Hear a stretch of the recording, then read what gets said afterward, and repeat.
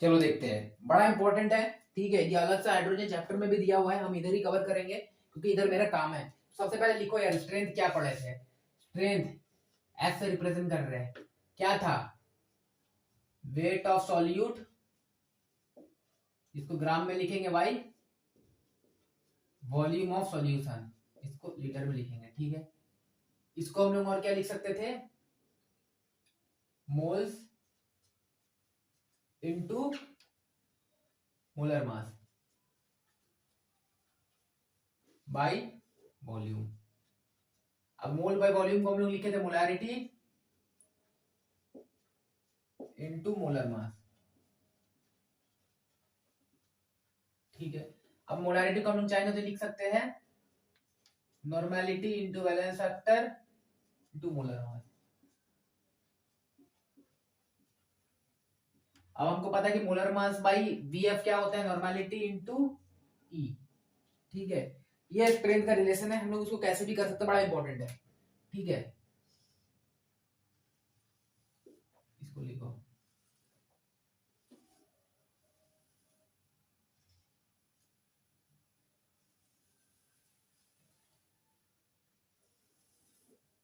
देखो, अब क्या देखते हैं हम लोग? स्ट्रेंथ ऑफ H2O2, बड़ा इंपॉर्टेंट है। ठीक है,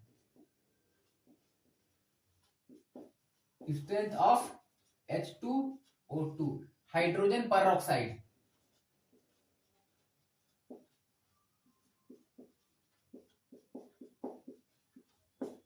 हाइड्रोजन पर ऑक्साइड, देखो एक्चुअली होता क्या है, सुनो।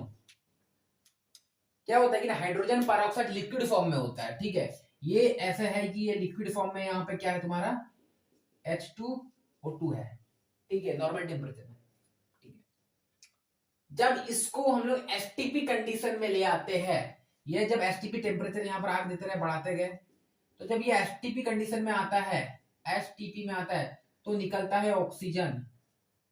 ठीक है, क्योंकि देखो H2O2 एक्चुअली अनस्टेबल है ना, क्यों? क्योंकि देखो यहाँ देखो H2O2, तो यहाँ पर माइनस चार्ज होता है ऑक्सीजन का वन, लेकिन ये डिकम्पोज हो जाता है। ये क्या होता है? डिकम्पोज होता है। जब टेम्परेचर देते हैं तो ये क्या होता है? डिकम्पोज होके H2O बनाता है प्लस ऑक्सीजन निकालता है। अब ये देखो, कर दो इसको बैलेंस, हो गया बैलेंस, 4 तो 6 जो 8। ठीक है, बैलेंस। तो जब H2O2 क्योंकि अनस्टेबल है, क्योंकि -1 स्टेट में है, क्योंकि एक्चुअली हाइड्रोजन क्या होता है? -2 का स्टेट में होता है ऑक्सीजन, सॉरी, तो अनस्टेबल है। तो जब हम इसको हीट देते हैं तो O2 निकलता है। ठीक है, तो क्या होता है देखो, तब हम लोग इसका टर्म्स में आते हैं, कुछ कुछ टर्म्स में आते हैं। हमको डायरेक्ट फॉर्मूला, हम थोड़ा डेरिवेशन दिखा दे रहे हैं, लेकिन हम लोगों को अल्टीमेटली फॉर्मूला ही याद रखना है। हम लोग 5-10 क्वेश्चन सॉल्व करेंगे, इस पे फॉर्मूला बेस्ड ही करेंगे।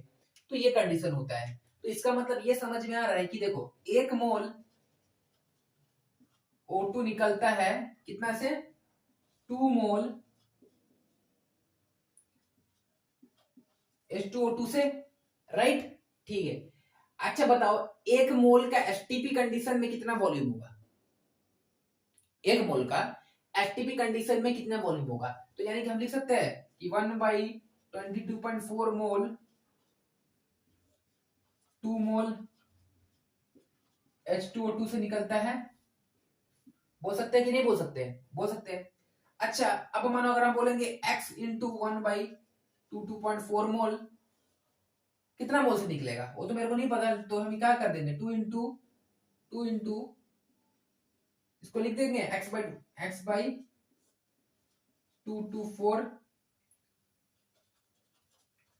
ऑफ H2O2, इतना मोल ऑफ H2O2 से इतना निकलेगा।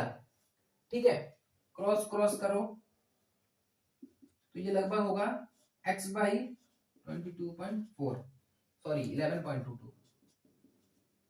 ठीक है, ये हुआ। एक्चुअली ये क्या है? x क्या है यहाँ पे?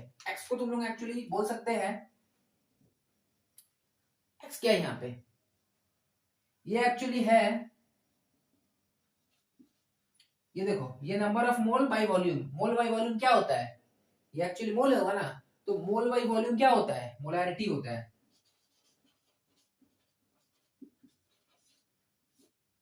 मोलैरिटी होता है।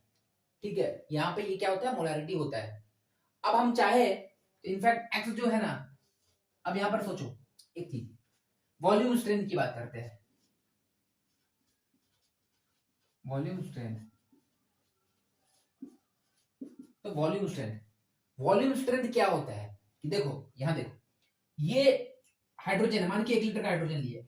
अब 1 लीटर हाइड्रोजन जब हीट दिए तो एसटीपी या एनटीपी कंडीशन में ये ऑक्सीजन को रिलीज किया, मानो कि 20 लीटर ऑक्सीजन निकला, 20 लीटर ऑक्सीजन निकला, 1 लीटर H2O2 से 20 लीटर ऑक्सीजन निकला।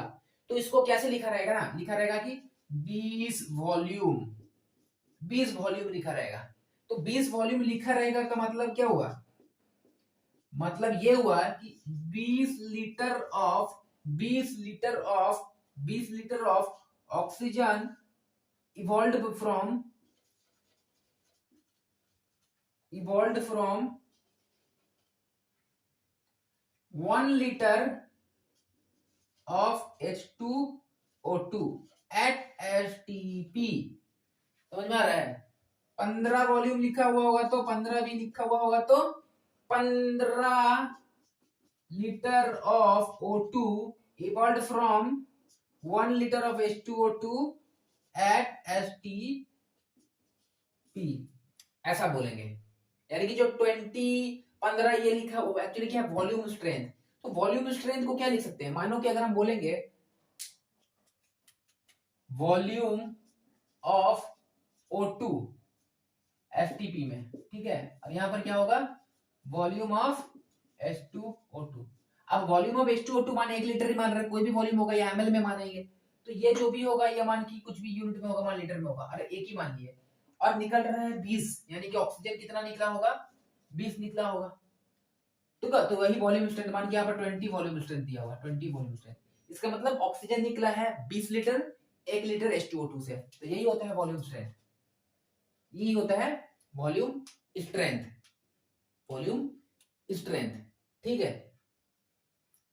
तो यानी कि ये वाला एक्चुअली ये जो कितना ऑक्सीजन निकला यहाँ पर, अगर वॉल्यूम ऑफ ऑक्सीजन होगा एक्चुअली, यानी कि volume of oxygen equal to volume strength हो रहा है कि नहीं हो रहा है, हो सकते हैं ना। अगर 1 लीटर के रेस्पेक्ट में बात करेंगे तो हम लोग एक्स को जनरली यहाँ पर हम लोग VS ही बोलेंगे, वॉल्यूम स्ट्रेंथ ही बोलेंगे, ठीक है। अब इसको सोचते हुए कुछ फॉर्मूला लिख रहे हैं, इसको दिमाग में रखो, क्वेश्चन बन जाएगा, ठीक है। चलो ये मिटा रहे हैं, ठीक है।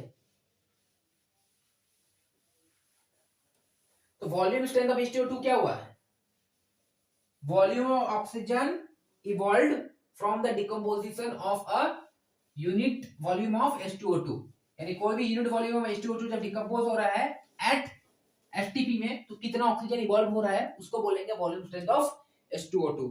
तो सबसे पहला देखो मोलैरिटी के टर्म में अगर लिखा होगा तो लिखेंगे वॉल्यूम स्ट्रेंथ बाई 11.2, करेक्ट, ठीक है।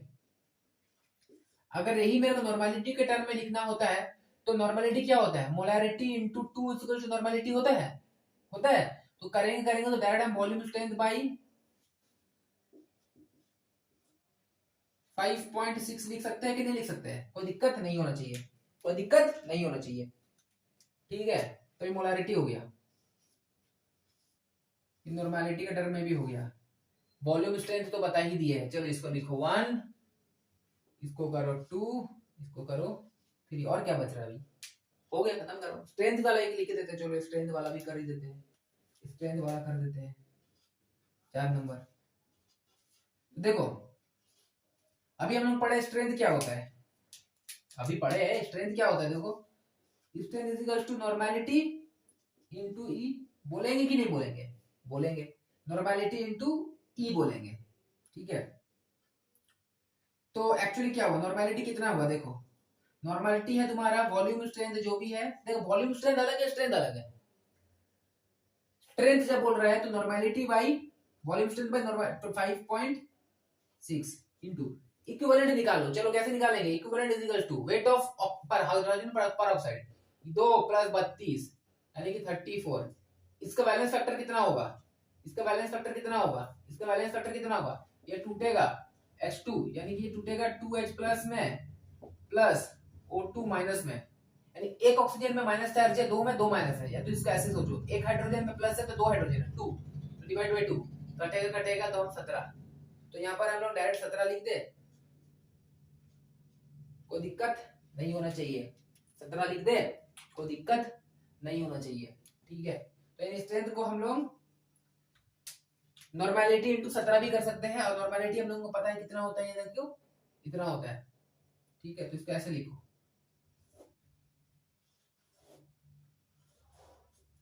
ठीक है। चलो, थोड़ा अच्छा नहीं दिख रहा है यार, अच्छा से देखते हैं। देखो 4 नंबर ना, strength is equal to normality into equivalent लिखो, ठीक है। या तो स्ट्रेंथ को ऐसे लिखो, नॉर्मेलिटी क्या है, नॉर्मेलिटी यहाँ पर है volume strength by 5.6 into equivalent निकाले हैं हम लोग 17, ठीक है 17।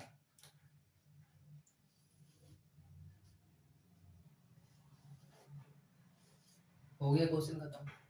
आपको मोलैरिटी इसका तो रिलेशन सब पता है, तो एक्चुअल और फार्मूला करना नहीं है, हो जाता है। कभी कभी परसेंटेज पूछ देता है, दैट इज परसेंटेज पूछता है। देखो 5 नंबर देखो, percentage strength,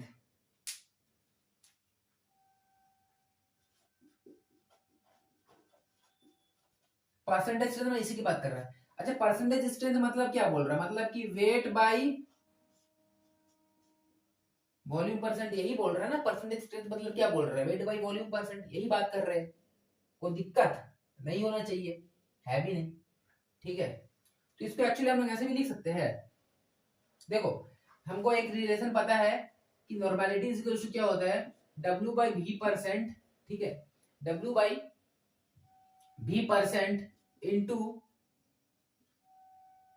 10 divide by equivalent weight, ये एक रिलेशन होता है, ठीक है। जैसे नॉर्मेलिटी का, अच्छा ये मोलैरिटी का रिलेशन नहीं लिखा है, मोलैरिटी का जैसे रिलेशन बताया था ना, सब वैसे रिलेशन होगा नॉर्मेलिटी का भी, बस इसमें मोलैरिटी के नीचे में मोलर मास आता है, नॉर्मेलिटी के नीचे में इक्विवेलेंट मास होगा। इसको लिखे लो यार, लिखा देते हैं, ठीक है, नहीं तो फिर अगर आके सब हो गया बस एक तो छूट गया। देखो ऐसे लिखो, नॉर्मेलिटी इज इक्वल टू क्या होता है, normality equal to equivalent weight by volume, बोल सकते हैं, नहीं बोल सकते, बोल सकते हैं भाई, इक्विवेलेंट वेट को बोल सकते हैं W by equivalent, sorry gram equivalent को बोल सकते हैं W by E into volume, बोल सकते हैं कि नहीं बोल सकते, ठीक है। अब देखो अगर ये है ml में, वो इंटू कर देंगे 1000 कर दिए। अब वेट बाई वॉल्यूम इंटू 1000, तो क्या लिखेंगे, वेट बाई वॉल्यूम परसेंटेज आया तो 200 200 चल गया, तो इंटू बच गया 10 डिवाइड बाई इक्विवेलेंट वेट। कर सकते हैं, नहीं कर सकते, कर सकते हैं। अब फर्दरली आप इक्विवेलेंट वेट को फिर चेंज करो, तो फिर कर दो इक्विवेलेंट वेट को चेंज, क्या लिखेंगे, W by V percent into 10 by equivalent को क्या लिखते हैं, वेट बाई बैलेंस फैक्टर, यानी कि balance factor by molar mass, ऐसे ही चलता रहेगा, ठीक है, ऐसे ही चलता रहेगा। इसको वहीं पर ऐड कर लो, रिलेशन नंबर इसको बना दो 6 ना, सॉरी ये रिलेशन नंबर होगा 7, 6 तो खत्म हो गया था, 7 लिखना है, इसको नोट करना है कॉपी में, इसको भी करे लो ना, दिक्कत नहीं होना है। और जब प्रैक्टिस हो जाएगा ना, जब क्वेश्चन सॉल्व करने लगेगा, इतना सारा किया प्रैक्टिस हो गया होगा, तो अपने को रिलेशन निकालने बड़ा मजा आएगा। देखो स्ट्रेंथ क्या हो गया, स्ट्रेंथ एक्चुअली यानी कि वेट बाई वेट परसेंटेज की बात कर रहे हैं, तो यहाँ पर अगर हम वेट बाई वेट परसेंटेज देखेंगे तो उसको क्या लिख सकते हैं कि normality into equivalent weight by 10, यानी कि normality into equivalent weight by 10, wait percent अगर बोलेगा ये वाला, तो लिखेंगे कि normality into equivalent weight divide by 10 कर दो बस, हालांकि इसी में डिवाइड बाई 10 कर देना है, समझ में आ रहा है, ठीक है। तो यानी इसको और अच्छा से लिखेंगे तो volume strength by 5.6 into E by 10, ठीक है।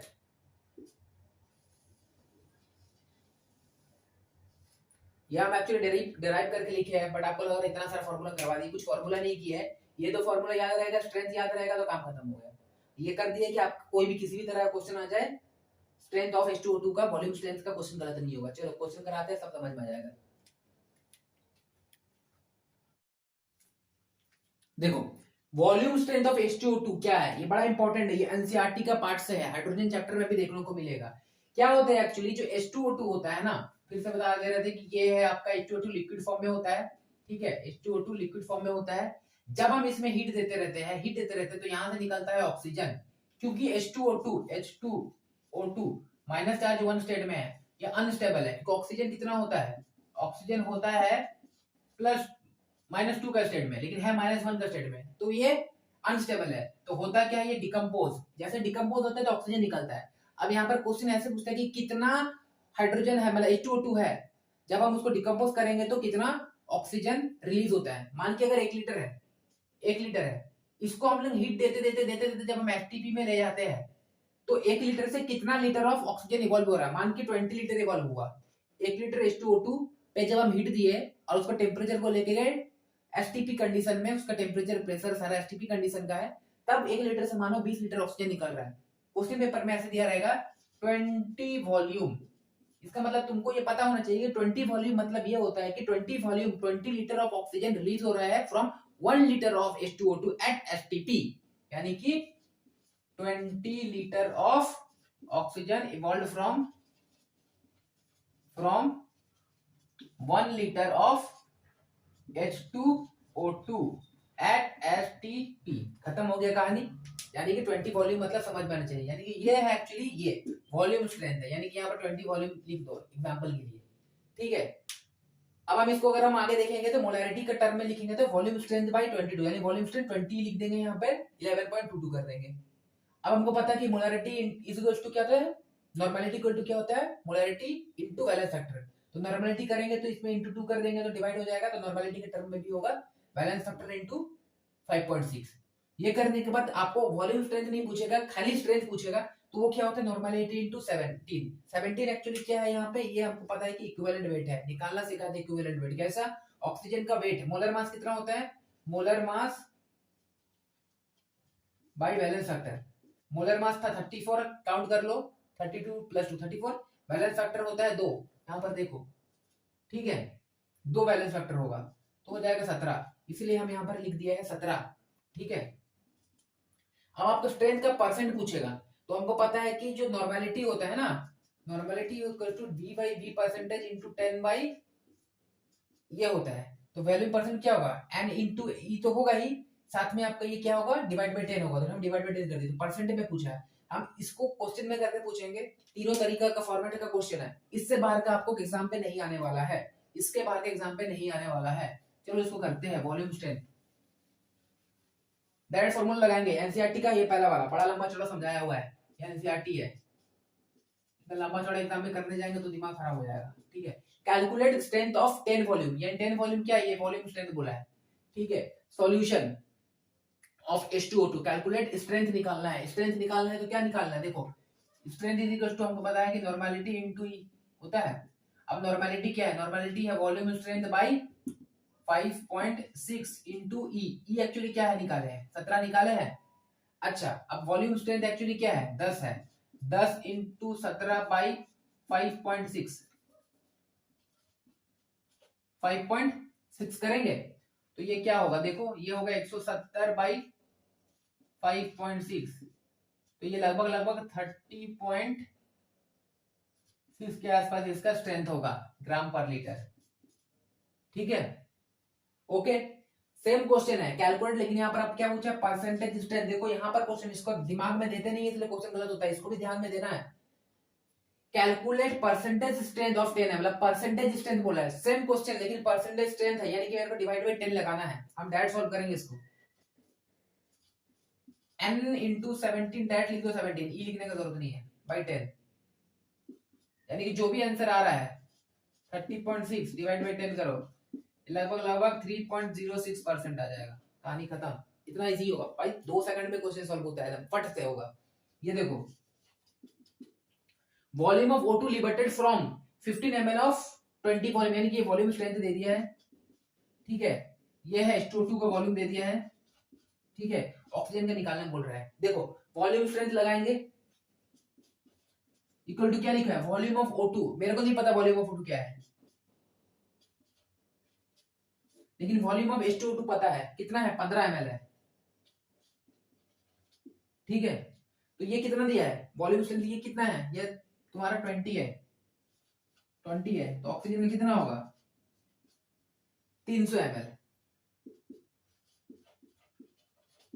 तो ये हो गया वॉल्यूम स्ट्रेंथ का क्वेश्चन भी सॉल्व, राइट। चलो आगे देखते हैं हम लोग।